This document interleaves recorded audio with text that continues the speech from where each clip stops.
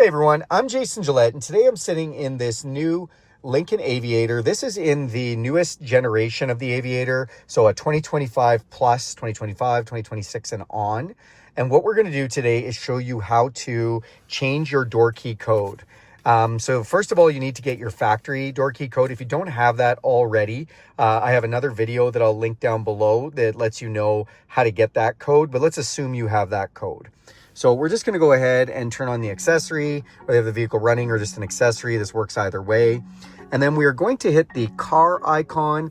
That's going to bring up all our settings menus. We can go into settings, and then we want to make sure we're in vehicle, which does come up by default. And we're going to scroll down. Then we're going to hit door keypad code, and we're going to enter our 5-digit factory code. So I'm going to go ahead and just enter this one.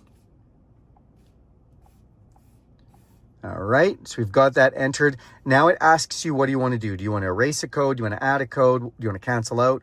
We're going to add it. Now we're going to add our new code.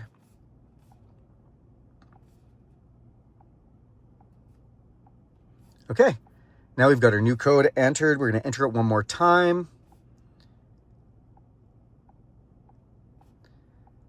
All right, so now our personal door keypad code has been added. So we know that that works. We can now unlock the vehicle with that code. We can give that code to someone else if we need them to get in the vehicle, but it's definitely a handy feature. So thanks a lot for watching this video, you guys. Do me a huge favor, click subscribe to this channel. If you want to see more content like this, hit that bell icon. You'll be notified every time I make a video.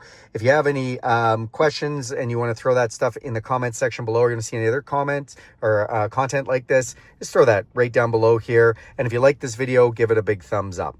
All right, thanks, and have a great day, guys. Enjoy your Aviator, and yeah, hope everything goes great.